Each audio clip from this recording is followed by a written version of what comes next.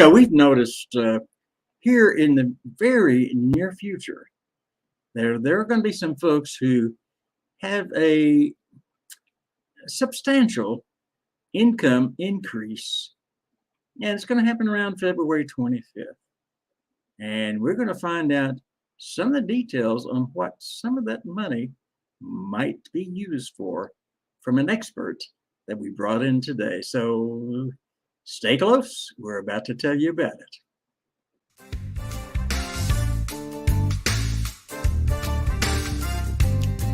This is the Swarm Unplugged podcast, where we introduce you to the best and the brightest in the crypto universe. With thousands of ideas to learn from people in all areas of crypto, we want to explore as many as possible. I'm Christopher Knight, so let's get started. There are so many things to be said. We, as a bees community and as a crypto community, we all know that there have been some folks that are founders or have been in it for much longer than I have or many other people have. But they've got a lot to look forward to in late February. And I want to actually bring up some things that you may have thought about, but not have realized that you can do. And I'll tell you just a brief overview before I bring on my fantastic co-host. It is, if you've dreamed about starting a business and you're going to have a few extra bucks to get it done, and this is what you've been thinking about for years as you've been working for someone else, shall we say, and now you have a few dollars to get it going. You don't need to spend all those dollars. You can use other people's money that you never have to pay back. That's what we're about to learn about if you're considering doing that. When you do, fill your pockets, or your bags, as they think they're called. And before we get into all that, here is my famous co-host, Rick Scherer. Well, good afternoon, Mr. Knight. Appreciate you bringing me on board here. Just a little side note, Tony's been absent from us, and we're all feeling lonely without him and his humor. But I do believe he's committed and going to be returning in full strength next week. So make sure you stand by. Absolutely. And when I have a chance to chat with him, which is pretty often, you can tell that he's starting to return. I think he's pretty much through his COVID, and that's over. But he's not through the fact that he has had one of his major commercial properties damaged through a broken water pipe and flooding, and he's had to deal with that on a daily basis with a whole lot of angst and problems. So there's just more to it, and I'm sure when he comes back on, he's gonna tell you a little bit about that. Don't you think so, Rick? Oh, I think we may need to have one or two complete broadcasts about his experiences, or not. Well, let's just hope he's taking some video of what's been going on. I think he decided almost to build an ark for the flooding so he could release all the freaks that are renting there. Or no, excuse me, that was really bad. All the very wonderful people that are his tenants. I'm sure that he would build an ark for and make it all work, right? Well, I actually heard that he sort of lost some land space when he raised the floor by 2 feet to compensate this from happening ever again. It just needs to jack up the whole 20, 30, 40,000 square feet, right, to make it a little higher. Yeah. Well, we know he's going to be back. He's going to be back as strong and as powerful and as humorous as ever. But today, we have a really unique person, which I think, and it is my introduction. You're going to come into some money here shortly. Very many of you who began this, and the founders and the people who've been with the Opus Finance Group for so long, and I think that date is February 25th. And I know everybody's thinking, well, what am I going to do with that money? Do I have a dream? about my own business? Do I have a dream about, besides just reinvesting it? Do I have a dream about something I've thought about? I may have an idea, an invention, a concept that nobody's thought about. Now, I don't care if you have $1 million or 2 million or $3 million. Oftentimes, that's not even enough to do it. But there are other ways. And our guest today, Oveda Hancock, makes that happen for you. Oveda, join us and let's chat a little bit.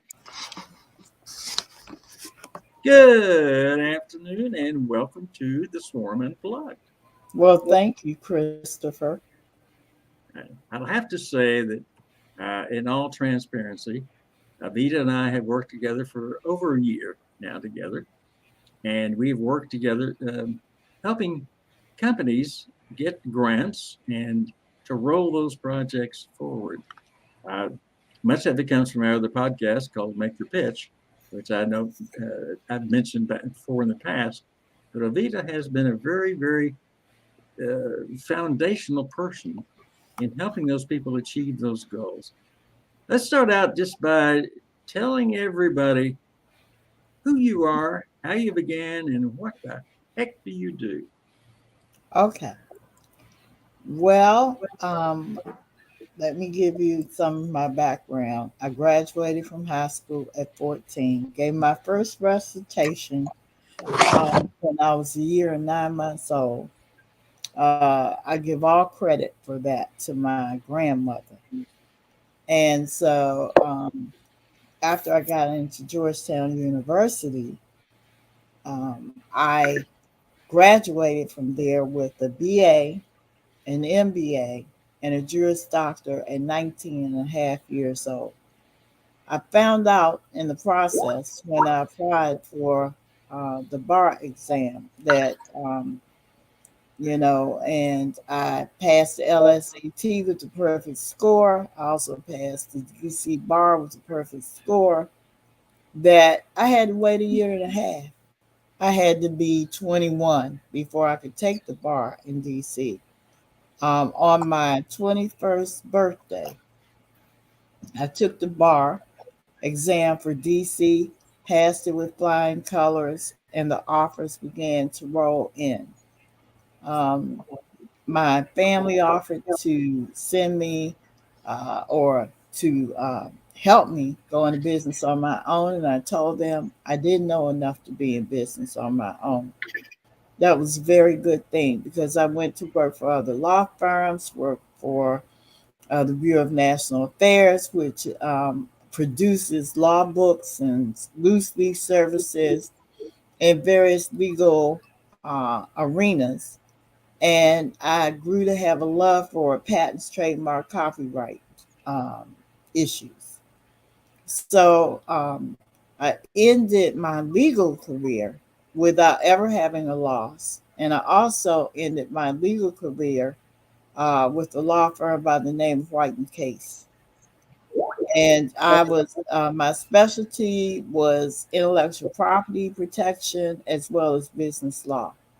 I worked for 50 of America's major corporations, Fortune 100, Fortune 500, and Global 2000, 50 of them. And at that point, I decided that I wanted to share some of the things that I had learned and my experiences in helping people grow their business. I started off with women and men who had been graduated from the welfare system. I asked them, what are you interested in doing? What would you do if you weren't paid? They told me, and all of those folks, today, as of today, 40 women and 8 men, they told me what it was they wanted to do, and they're all still in business. They've all grown in business, and so has their bottom line. And so now what I do is I represent that particular sector as well as I represent women and men and anyone who is looking to grow their business, don't want to take out a loan, don't want to be gobbled up by venture/vulture capitalists who don't want to give up equity in their companies. I take them through the process. I call it a process of mining, MINING, your own business. And with this, you get free money that you never have to pay back from both the federal, state, and local governments, as well as foundations, retirement funds, and charities, as well as from corporate America, Fortune 100, 500, Global 2000.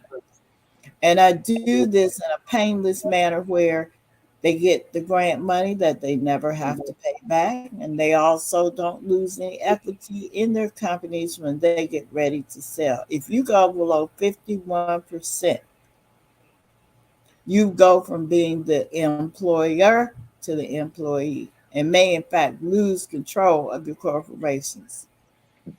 We know of some things like that has happened. We think of the famous Amos cookies. We think of the Dick Gregory Bahamian diet.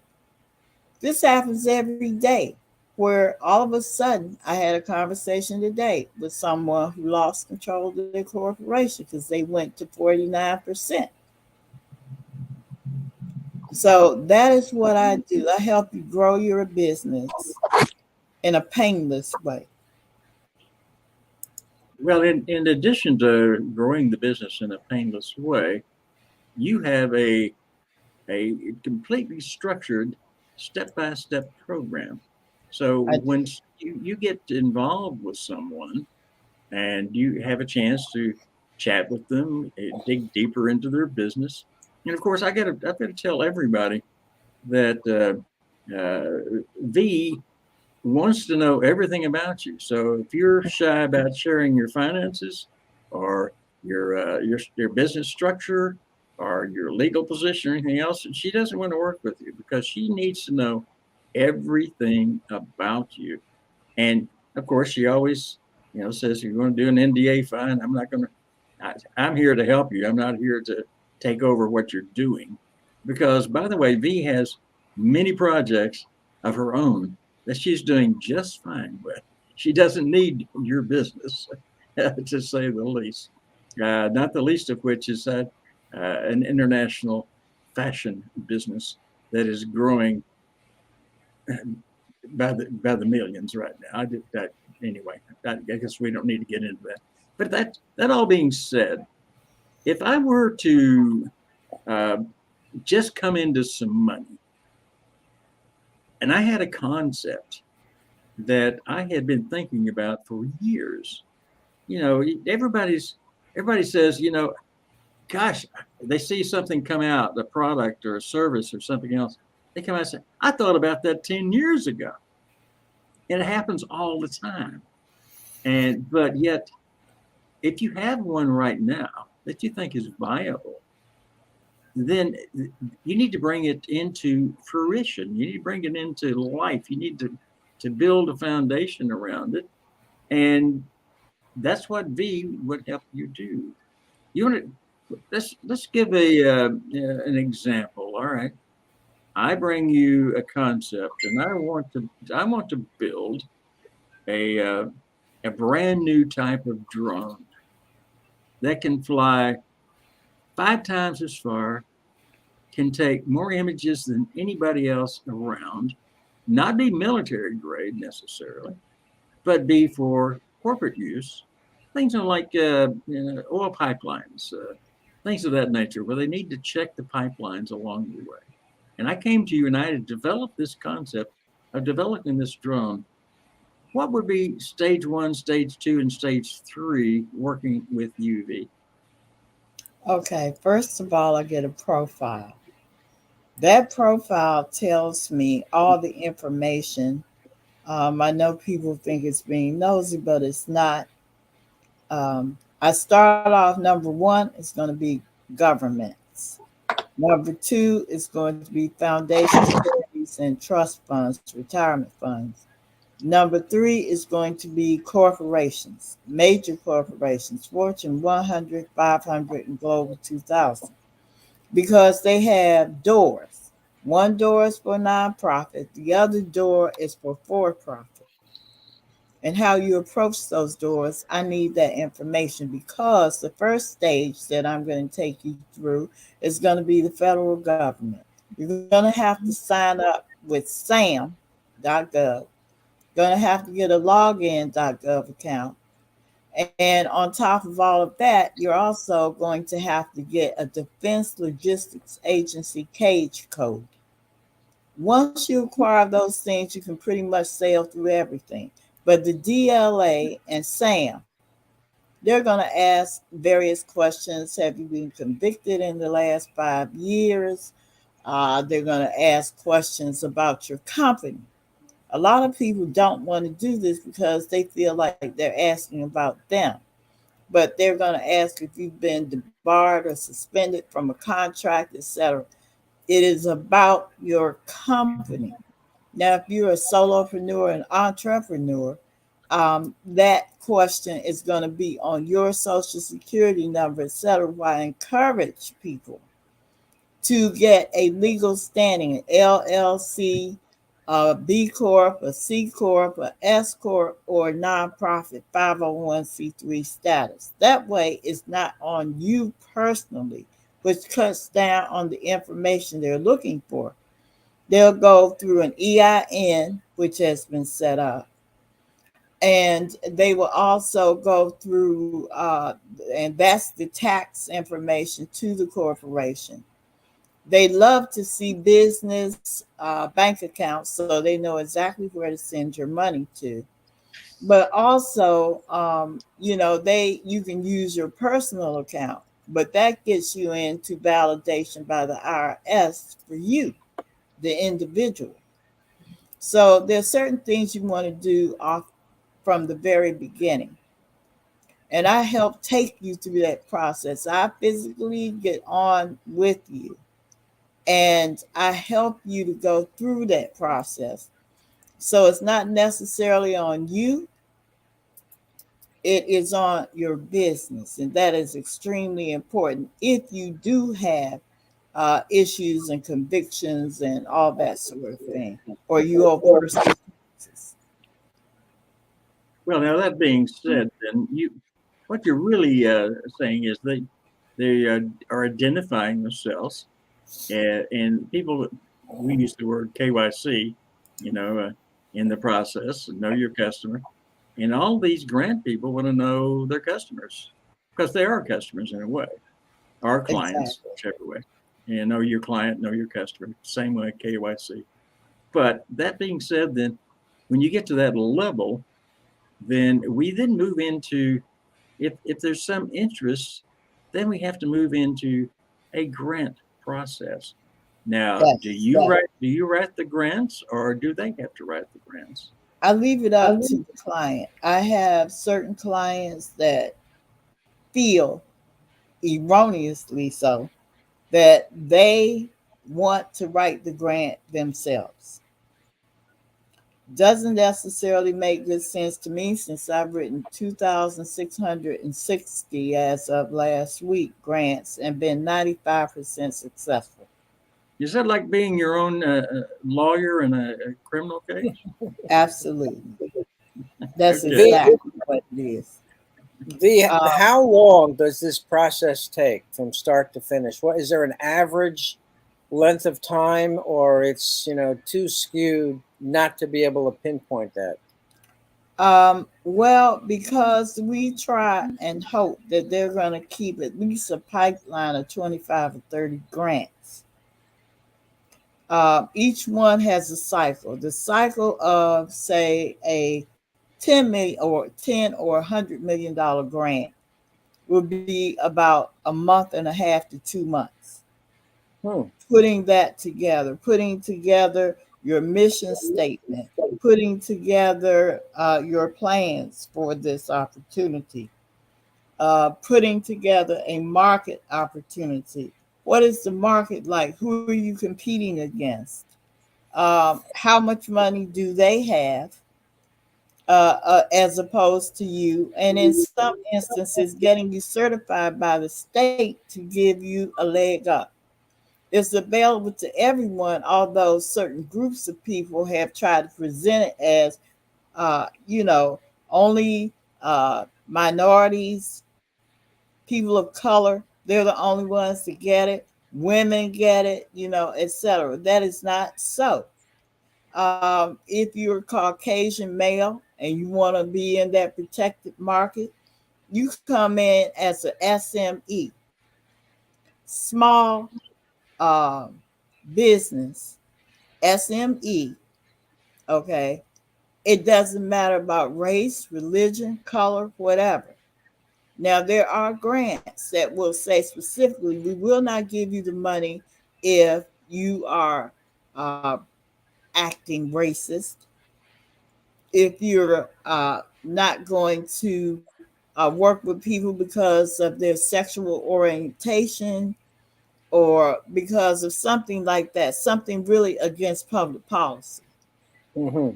Okay, we Okay. won't give you any of our money to promote that. So the KKK, the Proud Boys, the Muslims can be included in that. Okay, but for the most part, anyone, because there are some that focus on the religious community, they call them community development grants, etc.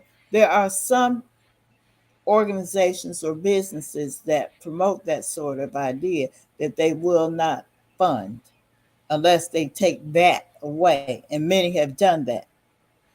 Now, Okay. I got to clarify here. Back up just a moment. You're not Okay. saying anyone that's Muslim can't be involved in a grant No, program. no, I'm talking Okay. about racial Oh, organizations right. who, not about your country of origin or anything like that, but it's any hate group. They're not going to give you any money to promote your hatred. Okay. So it's the focus of the group and not who or what the individual is. Oh no. Uh, Oh yes, because I now, I have gotten a lot of money for Muslims, especially those that are Asia based. You know, when you say India, they consider that Asia. mhm. And many of them have received funding, but they just will not allow someone that has an organization that's about hatred or harming people, not with Understandable. their Now, money. now, once we go through this month or two initial process, and you've got your feeders out to multiple organizations, what is a typical turnaround time for any one of them to, accept and provide you with the assets you're looking for? Well, they have different turnaround times. For the federal government, they've compressed it, though most people don't know that. The federal government does not send out checks anymore. So they deposit the money into your bank account. And that's the reason why they take all that information, ask if you accept credit cards, etc. Because Hmm. they can provide you with funding up to a couple of $100,000 just from the government credit card. Okay, so Okay. that goes directly into your bank account. Now, how you draw that down is set by you at what they call an onboarding meeting, meaning they're bringing you on board. In those circumstances, they will ask you, how do you want to receive the money? And I tell people the wisest thing is either in halves or in three parts. Pull down as much money as you're going to need for the first half, first part. Then in the middle of your project, you pull down another amount of money. And then at the end, when they can see and you provided them with a report of all that you've done and you've met their goals, then you take down the rest of it. Government agencies, foundations, and others think that is fiscally responsible. So you have to be real careful when you do your budgeting for them as to how you're going to have what they call a proof of concept if you're innovating or if you're putting together a program.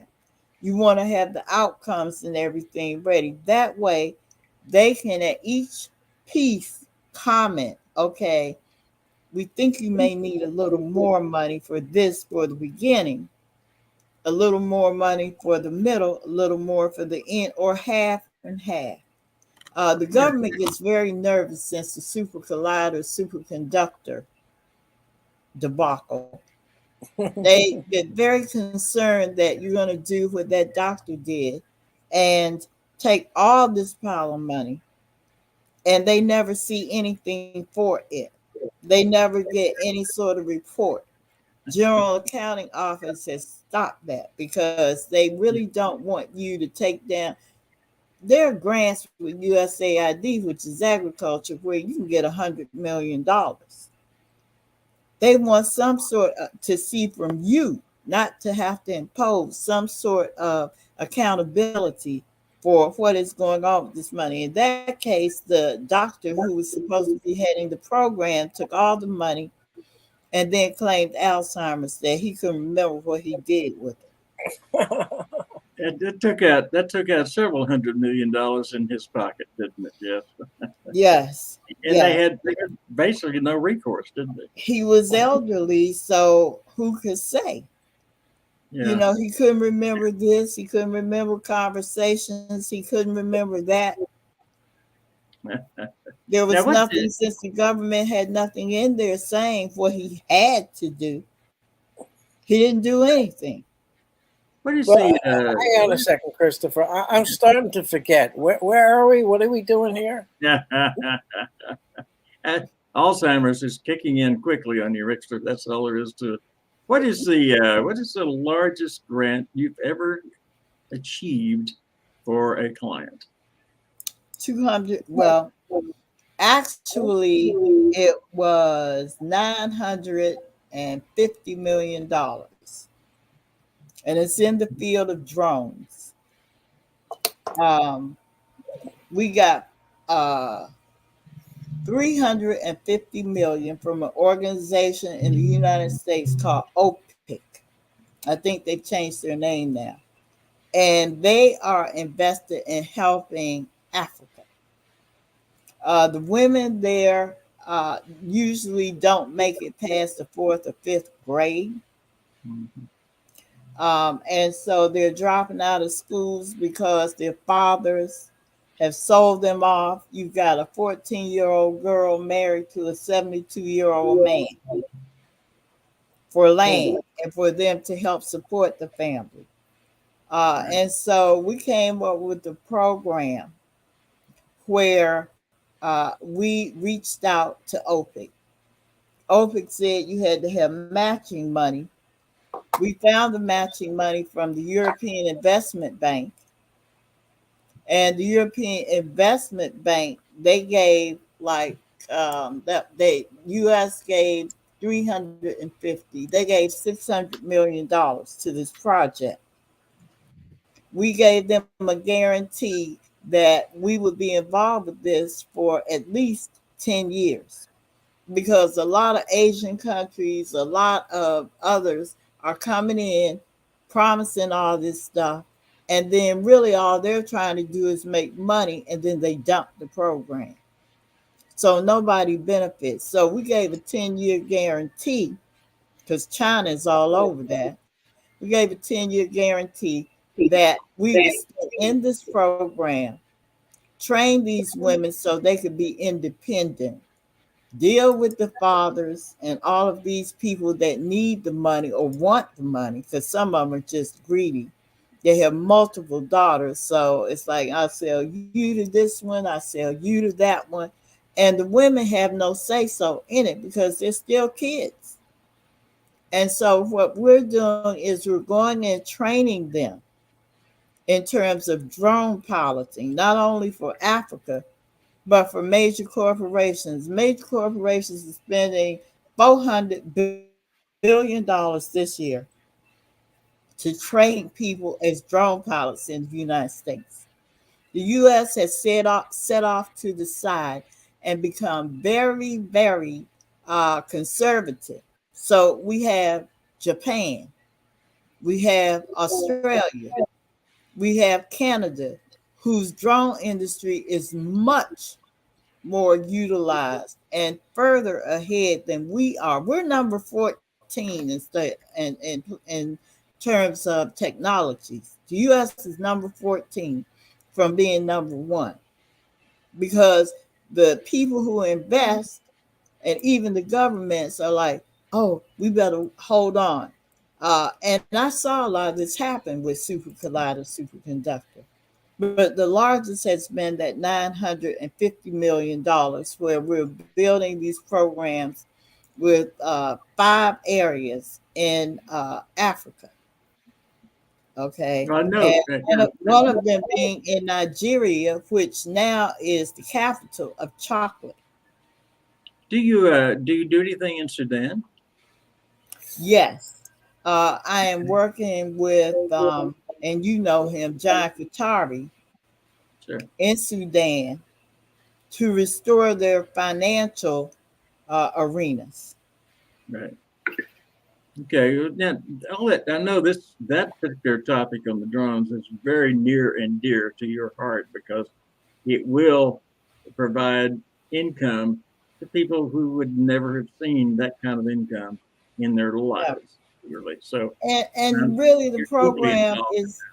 the program is asking for the people who are involved, the families that are involved with these women, for them to give a 5-year commitment to their country, that they will stay and work with the major corporations. They will stay and work with various people in South Africa and other areas to build that financial base. And then after 5 years, if they want to leave the country or go somewhere else or do something else, they can. Well, But we you want know, a commitment from them. with so many issues in these third world countries with water, and just pick one for example, Uganda. They're on the top, 5 most critical areas that are in short supply of water.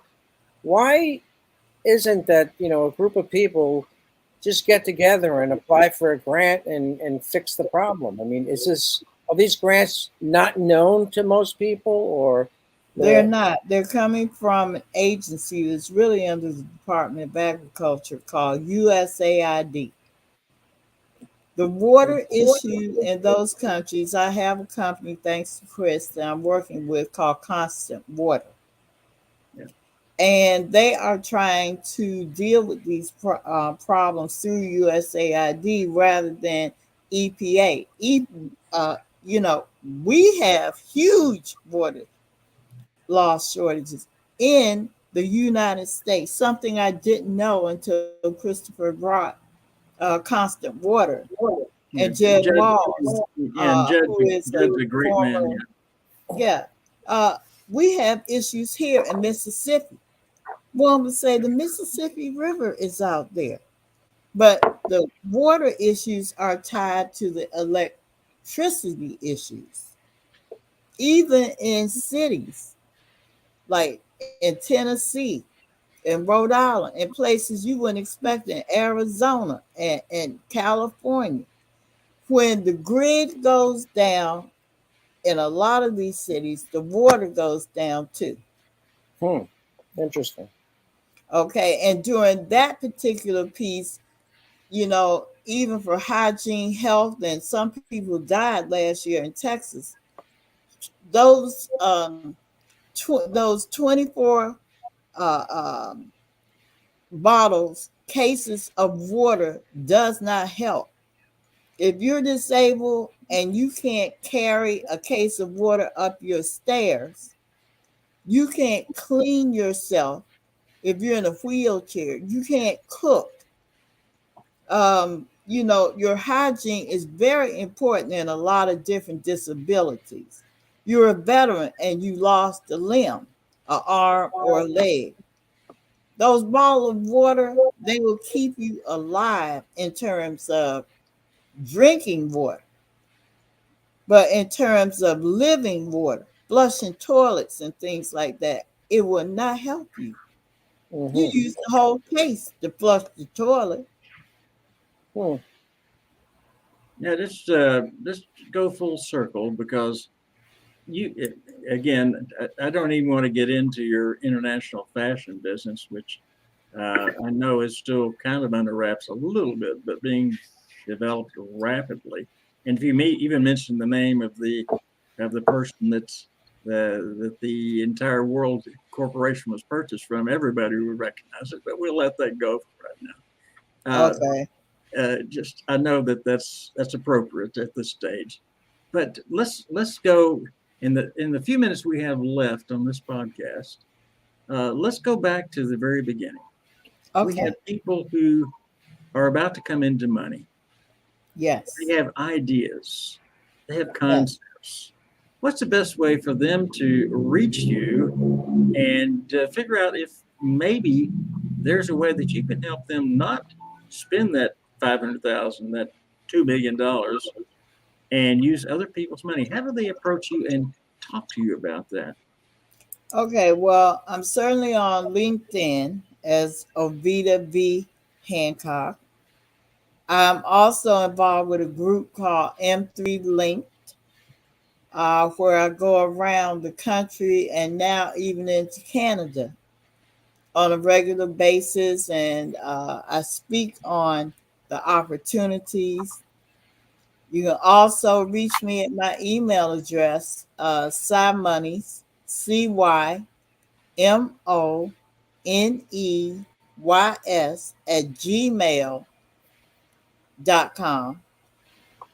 And I enjoy talking to people because there's money for everything from before birth to the cemeteries that get money from the federal government, meaning after death. There's money for every single thing that you can potentially think about.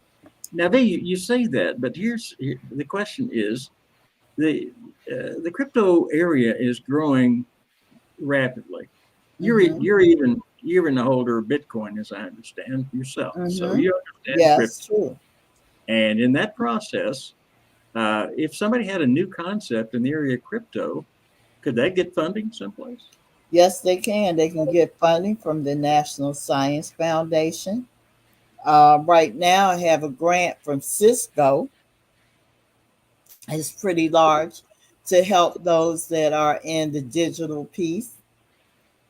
There's an organization called Good AI, which is looking for any sort of artificial intelligence, and they give millions for the idea. NSF, the great thing about them is they're giving money for your idea, and they're offering $2 million just for seed funding, meaning you don't have to have a business established, you don't have to have a phone number attached to the business, you don't have to have any of that yet.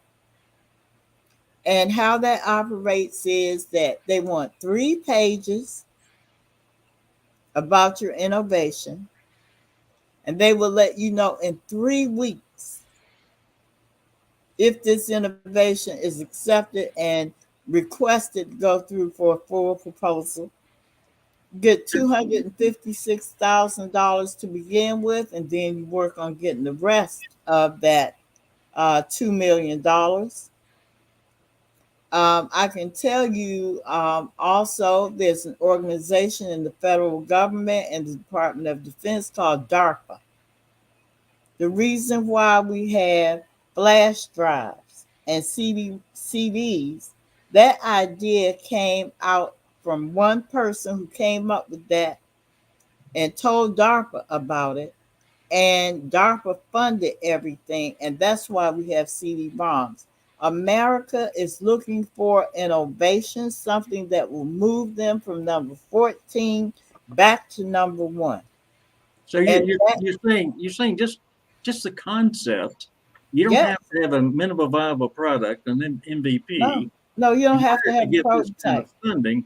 And we're Right. not talking about something of course it might have began on the back of a bar napkin as far as the original thought, but you have to put it into a structure that they can actually see it if it Exactly. has Three meaning to pages. us. Three Yeah. pages, and they let you know in 3 weeks. And I had 32 clients in 2021 that have been requested to move on and give them a full proposal, which they give you a year to do it. I just have never had a client who's waited a year to potentially get $2 million. So let me understand this. If I have a concept and I put it together on 3 documents and 3 pages. that, 3 page, Mhm. and present that, and some company related to that concept might say, I think that's great. I'm going to give you a grant to execute it, or will they No, execute it and they pay you? no. National Science Foundation is the U.S. government. The U.S. government is giving you an opportunity for them to fund you for $2 million. They Okay. know that will allow you to be able to hire people to do a functioning prototype to really get started. Okay, but there's way more money inside the larger National Science Foundation than that. I did not. Now, wait. Regardless of whether that project proves viable, you can actually get a grant to test your theory and hire people to develop it. And whether it works or not, whether it's a good project or not, you still have that funding and don't have to pay a penny back, even though it failed. And no equity. This is how it operates. They look at your 3 pages. And if they invite you to pull a proposal, that's almost them saying, this is so incredibly interesting that we believe that it's going to be successful. And we want to be a part of that as the United States of America. Okay. So what happens is you're going to really put together, they give you a year, but I've never known anybody to go beyond 7 or 8 months. And that's if they're writing it themselves or they've hired a grant writer and all of that. And they have sample documents they provide you with. When you get the benefit of doing it through National Science Foundation is also the validation. Most people that are in startups know the questions is going to come from venture capitalists. I call them vultures of your equity. But they are the ones that when you go and do your pitch contest or whatever to them, they ask you, have you worked with a university? Is this valid or whatever? Not when you get that $2 million from National Science Foundation. That is worldwide. Listen to me, worldwide validation. You don't Well, have to go to a university where they're going to steal parts of your technology, probably. Uh, you then have that where a National Science Foundation has given you that money. You can go to any major Fortune 500, Fortune 100, Global 2000 corporation, whether it be in the US or abroad, and they are going to take that as validation and they are going to fund you. Now, you can get your funding if you are a nonprofit, you get your funding from the nonprofit door of corporations like Coca-Cola. Coca-Cola is everywhere on earth except headhunter country, which means that they give between 50,000 and 7 million out the nonprofit door. They give hundreds of millions of dollars out of their for-profit side. Introduce you to other people they do business with that can Right. help you and mentor you through that. So if you take a look at, there is a magazine that you don't see at the bookstore or the grocery store, and it's called mbemag.com. And you see the success stories of working with Coke, working with PepsiCo. PepsiCo owns not only drinking and beverage solutions, they own Lay's potato chips. And if you walk into a grocery store, Lay's dominates that snack aisle. because they're Lay's, they're Tostitos, they're Orville Redenbacher. They're all sorts of things. You're like, oh my God, they own the whole chip out. And Okay. And and they they, own they other and things they all have funding that actually is supported by the U.S. government, and that's a US topic for government another broadcast right now. So with let me billions let me of ask dollars. this is a final question because we are at the end of our podcast Okay. right All right. now. What is the total amount of money that you're aware of in 2022 available for grants? Are we talking millions? Are we talking billions? Are we talking trillions? What are we talking We're about? talking trillions. And that's from the federal government alone. Okay. So that being said, then everyone really has a shot if they're willing to put the time in to make it happen, right? Yes, you need your federal, your state buy-in. It doesn't matter, whoever it is, you need your state buy-in. And it's a secret organization that you would never think of. It's the one that certifies you as small and disadvantaged, or a woman business, or a disadvantaged woman business, a veteran business, or whatever. The Department of Transportation for every state is the one that certifies you. Isn't that crazy? Oh my God, that is crazy. This That is way, that makes sure that people don't find out. One woman told me, she said, "You're the biggest charlatan I've ever seen." I said, "Why do you say that?" She said, "Because no program like this does not exist." I said, "Well, it's existed ever since Lyndon Johnson and Hubert Humphrey were in the White House." And she's like, "I don't believe it." I said, "Okay." I said, "Well, you take that magazine and take a look at it." The woman called me so apologetic and became one of my best clients. She's like, well. "Why don't Since you they dropped tell us about this?" I have an MBA. I said, "I have an MBA and a Juris Doctor too." I never heard one word about this until the then CEO of Coca Cola came to my office. I asked him, "Where's this $30 billion coming from?" Because I had to defend him in a lawsuit. He looked at me, stood up, and said, "Have a nice day," and walked out of the office. I'm like, I'm not going to a deposition to have them ask about where this money is. So I went to Mr. White, and I said, "I need to use," because they have like 400 or 500 private investigators employed. "I need a couple of your financial private investigators." He said, "Sure." So I contacted them and told them to go find out where this money came from. They came back and said the Minority Business Enterprise Program, now called Supplier and Diversity since the George Floyd issues. And I'm like, why does nobody know anything about this? And they're like, well, one reason is because every December 31st, when the corporations say, "We couldn't find enough people to give this money away to, so can we put this to our bottom line for even trying?"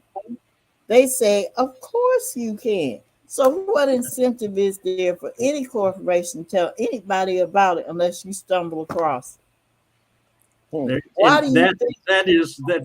Listen, we need to have an entire program about how all of this comes together.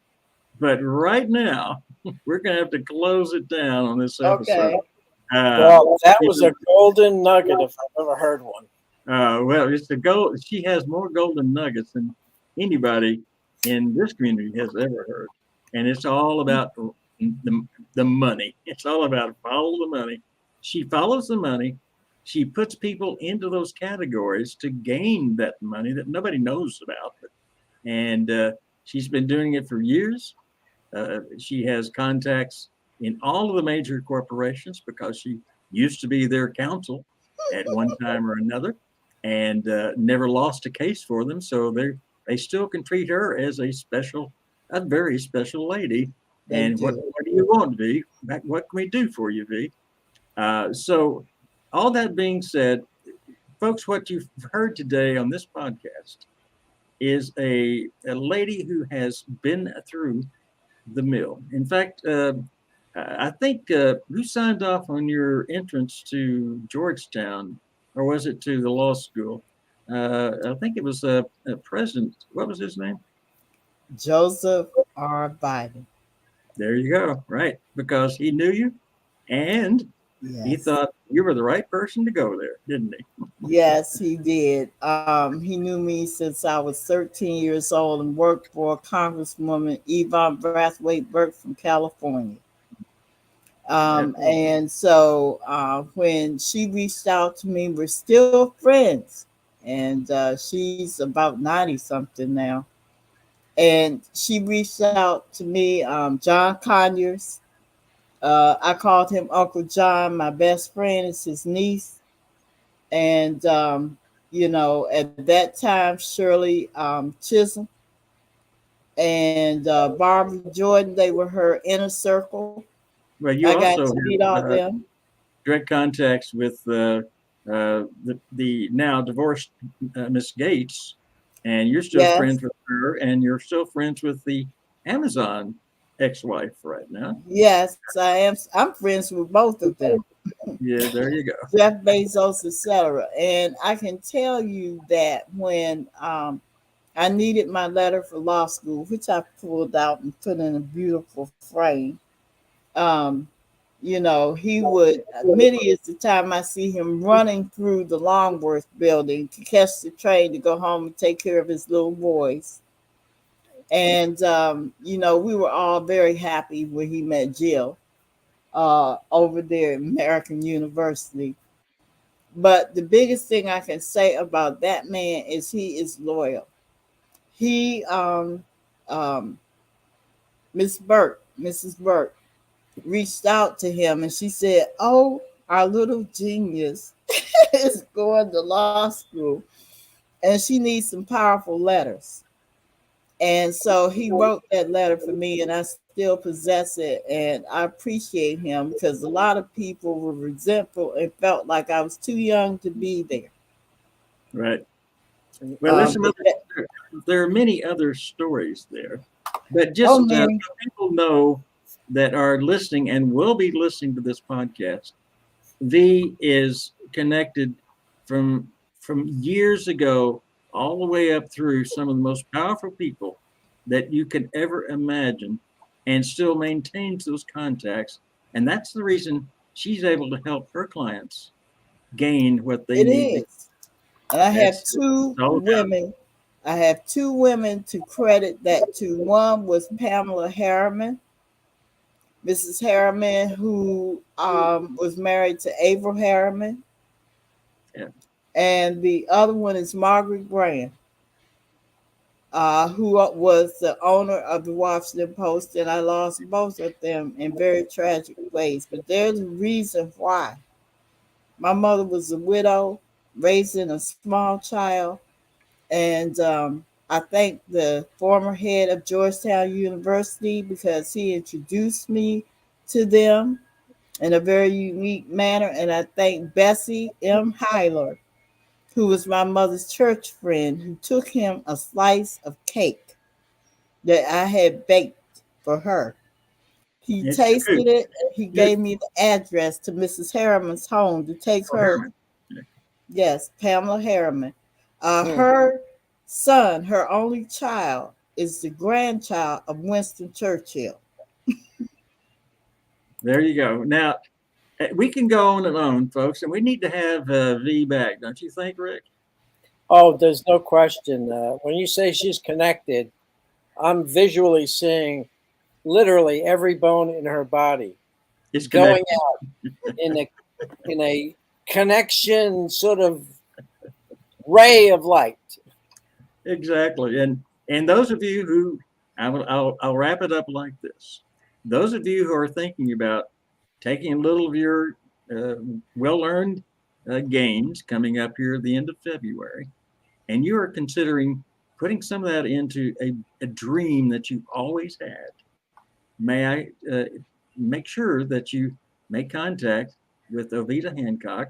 And by the way, if you don't haven't written down the information or whatever, V and I work tightly together, so you can contact me, and I'll actually set up a Zoom meeting for all of us to get together on. I do that on a regular basis, and we can make it happen for you, with V being your guiding light along the process. V, thank you for being here. Wait, Christopher, I'd like to add Thank you something to for that. inviting me.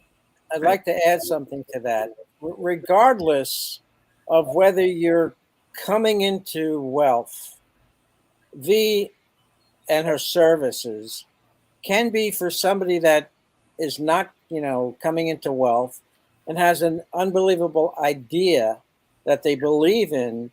Let's not exclude them. And let's not only talk about those that might be coming into money that have dreams. All of us have dreams. And that's something that I think we need to keep in focus. And thank you so much for coming today, V. I'm very excited. Thank you, Rick. Want to learn more about what you do. Okay. Right. Thank you, V. Thank you guys for Talk to you inviting soon. me. All right. I don't know, Rick. The possibilities are endless here. Oh my God, endless. I mean, here is a woman that literally has her finger in every pot you can imagine from a financial advantage point that can certainly help so many people that have an idea, have a concept, and are struggling even, how do I begin? Right. If you've got something that you believe in, I think if you do want to move that project forward, I think you definitely need to seek V out and get in touch with her. And I will tell you that, the first thought that somebody has in their mind is, this is going to cost me tens of thousands of dollars to get started with an expert. And a woman like this with that many contacts, I will tell you that is not true. All you have to do is contact her and talk to her, and you will find out that is not even a roadblock in your way to becoming successful. Thank you, Rick, for being on today as the co-host. As you're always, welcome. See you next week, guys. My Buzzy the Wizard. Oh my, folks! I want you to take all this to heart. I've known V for well over a year. We've worked together on many projects together, and I had not had her on here because it just seemed like this was more over into my other business podcasts that I do. But the more I thought about it, the more I know that we have a community of very creative people that are always thinking ahead, beyond, and to the future, whether it be in crypto or other areas. And so I could not resist bringing on this very dear friend of mine, Oveda Hancock, to show to you. Now, join us next time. That's next Wednesday on the Swarm Unplugged. But between now and then, always remember to listen, learn, and give. Thanks for joining us for this episode of the Swarm Unplugged podcast. Be sure to hit the follow button and leave us a glowing comment. Gravitate yourself to be on the podcast so you are the next one to introduce themselves to the Be Social community. See you on the next episode.